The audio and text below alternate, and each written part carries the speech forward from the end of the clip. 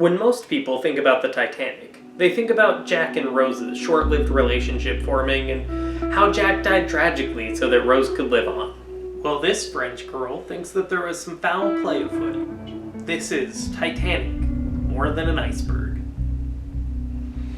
The first thoughts that come to my mind whenever I think of the Titanic are iceberg, biggest ship in the world, wealth, romance, and unfortunately tragedy. It's a weird mismatch of words that give you feelings of both happiness and sadness while also teaching you the folly of man and over-arrogance. The Titanic has woven itself into society and is a lesson for anyone that views themselves as unsinkable.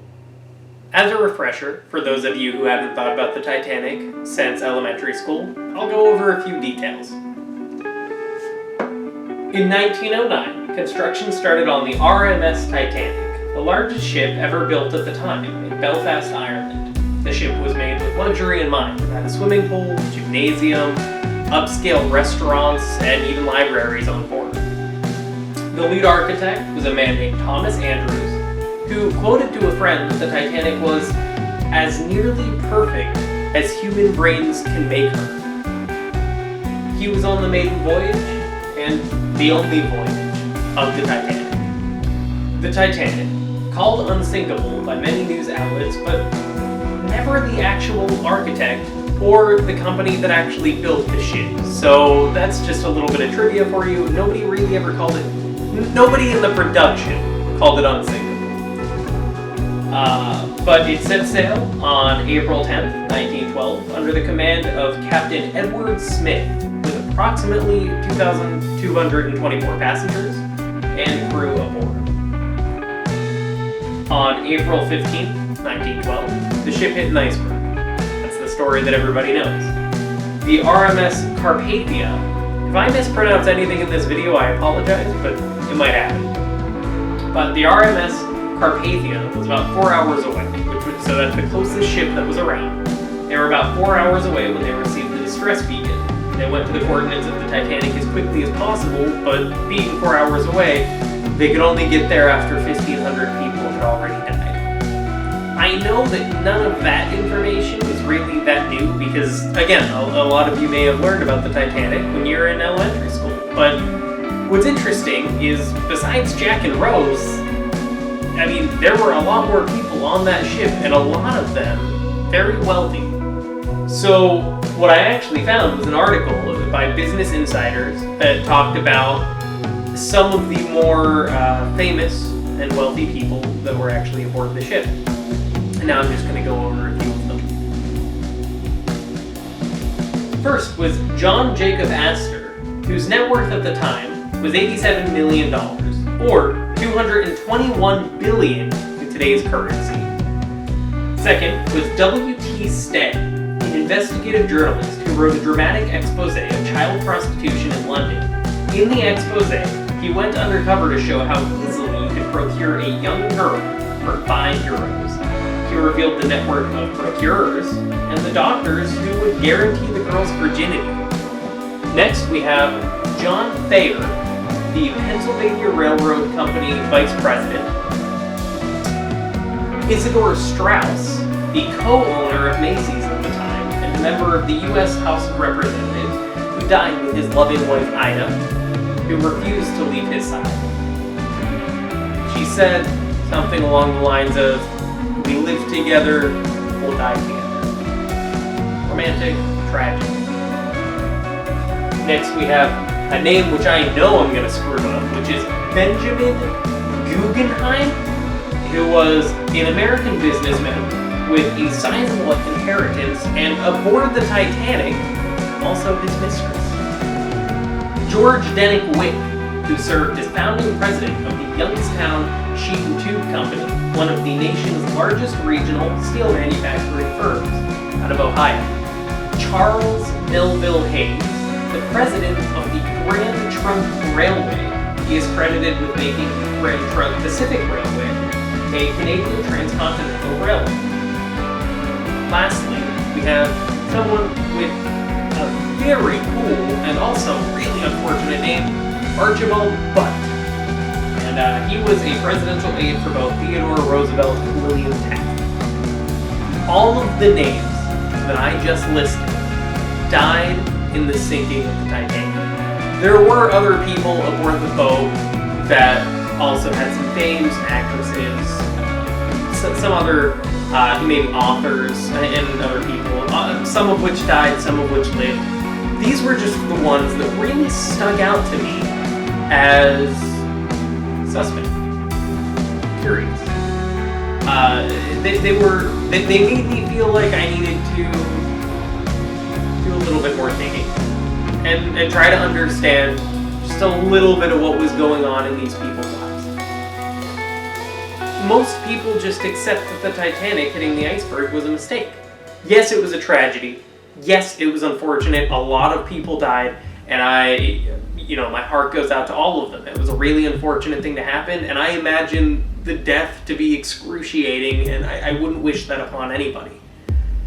But it seems so strange to me to just accept that hitting the iceberg was the actual cause of the ship sinking.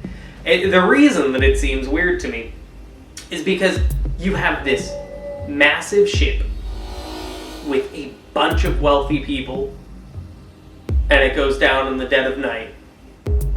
A lot of those people died, predominantly men. And my thought there is, no matter if the ship went down through foul play or the mistake of hitting an iceberg, chivalry was a bit stronger back then, and I think that the idea of women and children off first would still stand no matter what the cause was. That's just the noble thing to do back then. So a lot of these massive businessmen who were very rich perished. But I think there might have been something else there. I think that there's a chance that there could have been some foul play afoot that was never investigated. And it could go down as one of the most well-executed and secretive crimes of all time. I'm not saying that this is true. I'm not saying it's not.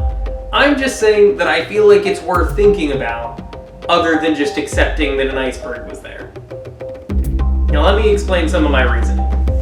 John Jacob Astor, the wealthiest man aboard the ship. Wouldn't it make total sense that if someone was after the money that he had, that say that there was someone written into his will, or say that there was just, someone would inherit this money, wouldn't it make sense that if they wanted the money early, that they could do something to potentially kill him, harm him, maim him? And wouldn't it also make sense that maybe if the person that's going to inherit the money that Astor had, if that person inherits the equivalent of about $2 billion, he could pay off someone on the boat in some way to run into the iceberg and just act incompetent and say that they didn't see it? Wouldn't it make sense that they could do that? Now, even if the person aboard the ship died, say that the captain was given a lump sum of money for this help. Maybe it wasn't going to him, maybe it was going to his family, maybe it wasn't the captain, maybe it was some navigator, I don't know all the logistics of it, but what if there was something there? The money went to someone that could have caused that act. Again, I'm not saying it happened, I'm not saying it didn't, but it's worth thinking about. When that much money is at stake and the person with that much money just mysteriously vanishes in the dead of night, I think there should be some speculation about it. What about W.T. Stead? He's the one that I mentioned about the child prostitution expose. So that is some hard-hitting shit. He is actually the person that most people would accredit investigative journalism to as a whole, which is one impressive title. Now, you don't get that title without pissing some people off. He exposed doctors that were claiming that children that were being sold were still virgins. He exposed who they were. That's obviously damning against those doctors. He was also exposing the procurers of some of the children. And again, very damning. He probably pissed off a lot of people that were really trying to stay out of the spotlight. And he could have made some enemies. There absolutely could have been someone aboard the ship, or not aboard the ship, but having a way to manipulate what was happening aboard the ship to either run into the iceberg or cause something else that wasn't necessarily from just the iceberg. I don't know. I mean, like, maybe, again, I don't want to assume anything, but I don't think that the iceberg is potentially the only thing that could have happened. A lot of these people died, and I'm sure a lot of them just have no idea what happened. And the survivors, they might just assume iceberg because that's what they were told. It could have been something more sinister, like a bomb or an explosion planted below them. Isidore Strauss. He was another person that died on the boat. He was the co-owner of Macy's at the time. Now, Macy's was not the giant that it's known as today. It wasn't there yet. But it was still in its early phases, and his brother Nathan Strauss was not aboard the boat. Is there a chance that maybe Nathan saw the potential for Macy's before Isidore did, and decided that if Isidore was out of the picture, he could take it there. Take it where he wanted it to go, and really just lean into the potential that was there. Make Macy's a household name. I don't know. I wouldn't kill my brother. Or my sisters, for that matter. I wouldn't kill anybody, for fuck's sake. But maybe Nathan would. Benjamin Guggenheim had his mistress aboard the Titanic. Maybe his wife knew about it. He is credited with saying something along the lines of, while he was helping women and children off the ship, he, I think, penned a note or told someone to relay the message to his wife, saying he was trying the hardest he could. Well, if he was really trying the hardest he could, he probably wouldn't have a mistress, right? So I'm not saying he didn't die valiantly saving people and getting them off the boat. I'm just saying he's kind of a dick. So, really, if his wife knew about the mistress, is that enough? Is that compelling enough reason to kill him along with everybody on the Titanic? Who's to say? But maybe. I mean, love and money drive people to do crazy things, and if she's feeling really heartbroken by his betrayal, that might be enough. Same with money. If there's $2 billion at stake, oh yeah, you might kill someone. I wouldn't do it, but I've also never been told, here's $2 billion if you do. Charles Melville Hayes, who was again in charge of the Grand Trunk Railway, he was hated by a lot of people for his nihilistic views. There were people that worked for his railway who went on strike, and he promised to give them pensions, and he fell through on that promise. So he made a lot of enemies, hundreds, by just not fulfilling a promise. That's hundreds of people who may have been looking for some money. Also, he is a very controversial person because he went against, so he was trying to build, he had already made the Transcontinental Railway. If my understanding is correct, he was trying to make a second Transcontinental Railway through Canada. And the Canadian government was trying to stop him, and he went against the Canadian government and tried to make it on his own, which eventually led to the company going bankrupt long after Hayes actually died. So there are people that maybe had reason to kill him because they were more interested in saving the railway, the company as a whole, than they were their nihilistic leader. So maybe there was reason to kill him in a suspicious accident. I'm just saying, there's a lot of reason here for why someone may have influenced the captain or the crew of the ship, or paid someone, or I don't know how sadistic people get. Maybe someone kidnapped the captain's wife and kid or some shit, and said that if you don't crash the boat into the iceberg, we're gonna kill them. You don't know how you'd react in that situation. I don't know how I'd react in that situation. I certainly hope I wouldn't drive a boat into an iceberg on purpose, but you never really know.